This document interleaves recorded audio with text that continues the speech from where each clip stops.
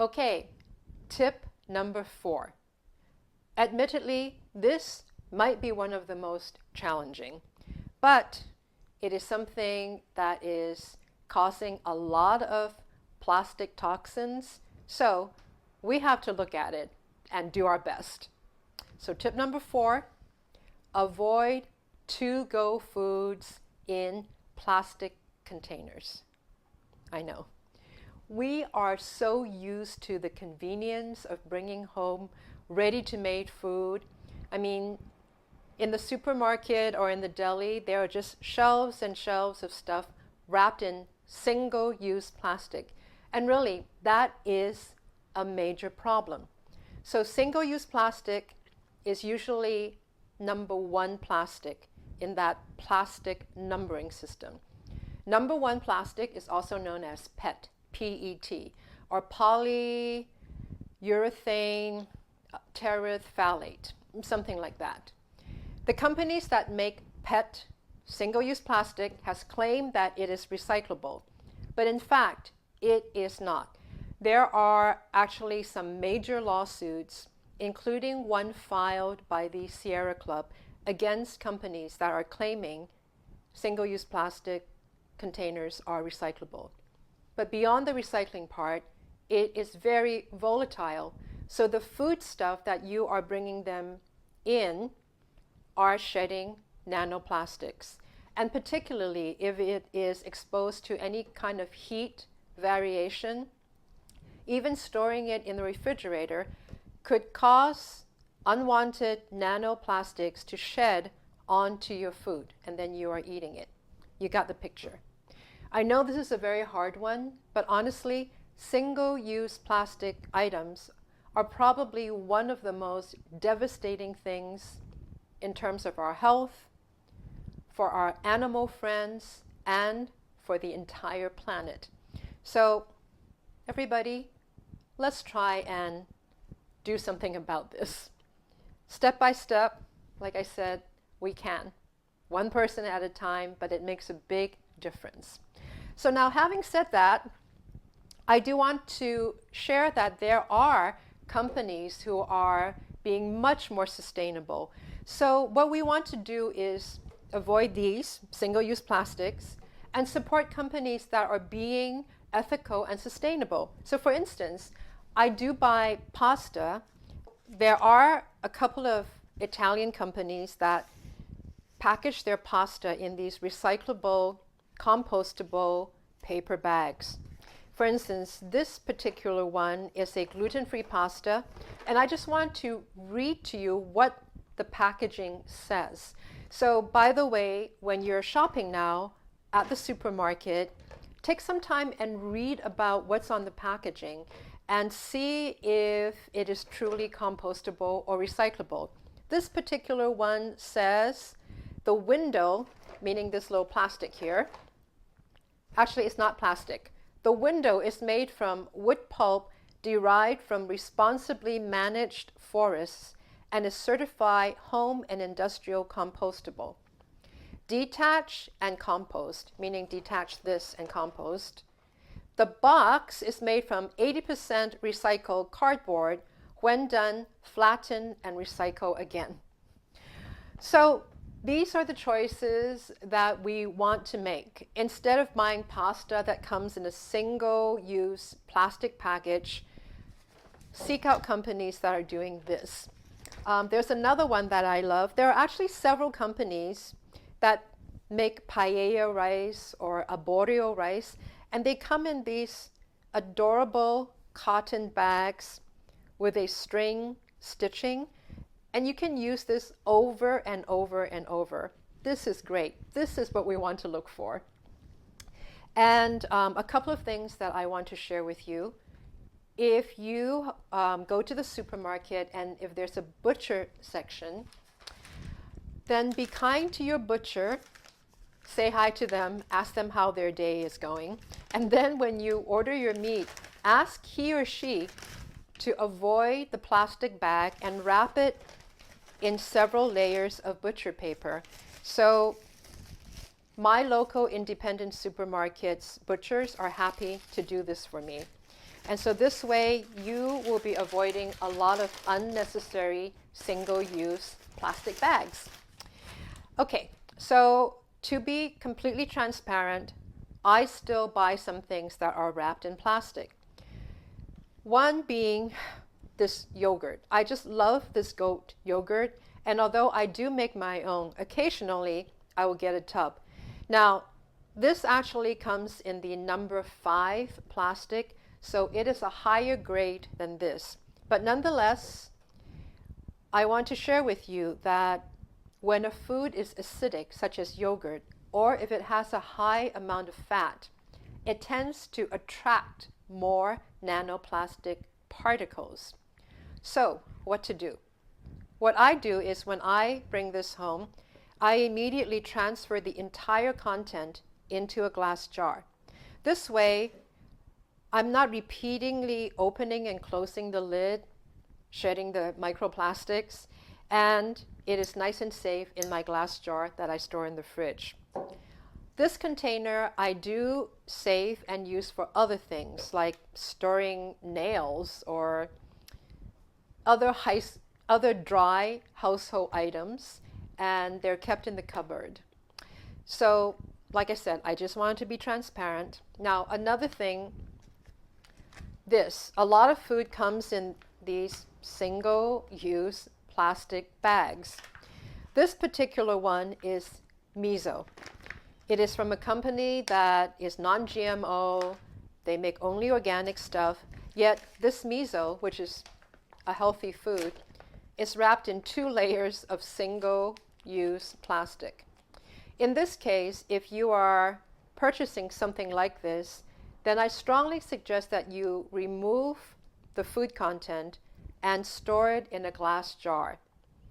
That way you're not constantly doing this and releasing nanoplastics. So by the way, I don't eat from this. I just save this for show and tell, like today. Okay, so I hope this little tip about moving your food from the plastic container to a glass jar is helpful, because I fully understand that you cannot avoid these convenience items 100%. But hopefully, once you start looking for companies that are sustainable, you will become much more aware of what is available, and again, read the packaging when they claim that it is recyclable or compostable. Over time, you will find a lot of products that are put into sustainable packaging. Your kitchen will start to feel better. You will start to feel better.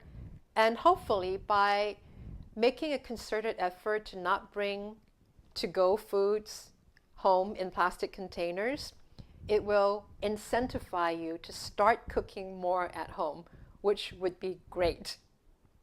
Okay, so I hope this was helpful, and we're going to move on to tip number 5, which may surprise you.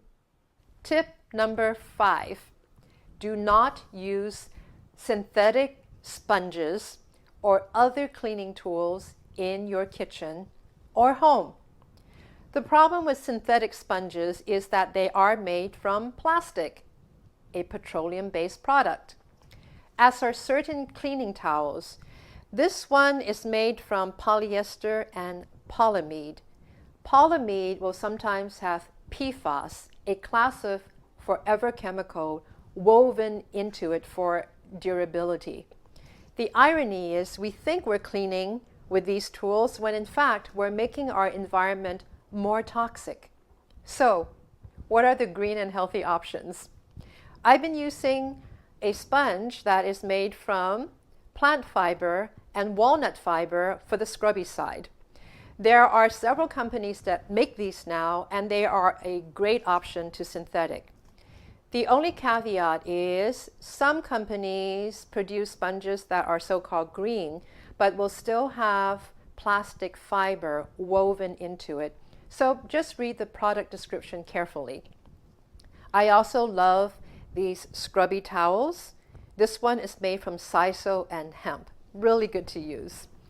And you can find many scrubs that are made from natural fiber. These are great to use on your pots and pans.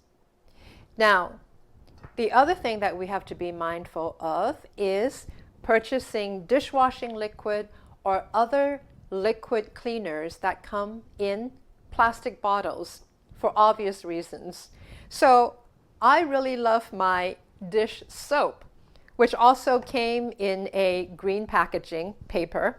And they're just lovely to use with the sponge. And these last a really long time. And if you're someone who still wants to use dishwashing liquid, there are options now where the manufacturer is putting it into a completely recyclable metal bottle. No plastic here.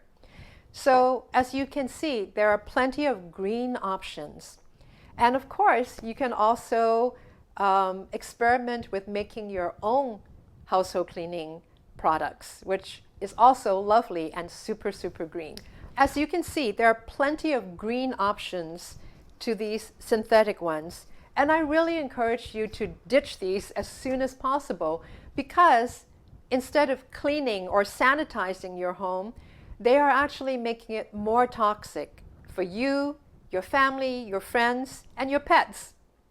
Okay, thanks for sticking with me this far. We have reached tip number 6, which is do not use plastic kitchen tools. One of the most problematic is the plastic cutting board.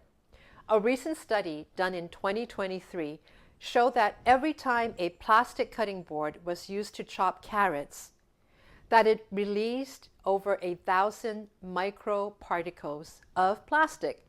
So if you multiply that effect over many times a day, day after day, well, you can imagine the toxic effects that it causes for the person using the plastic cutting board. So please do not use plastic cutting boards.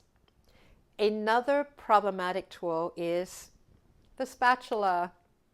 I know some people probably have 10 different types of spatulas in their kitchens. These are plastic based. Some of them have a higher percentage of silicone, but nonetheless they do release nanoparticles. So I would highly encourage you to stop using spatulas that are made from plastic and use wooden spoons, or in this case, I like to use this bamboo knife as a spatula, but wooden spoons will do the job. Other utensils to think about are measuring cups. Stainless steel is good. Whisks. I've had this stainless steel whisk for over 20 years. Actually, probably 25 years. They last. Other tools are pastry brushes.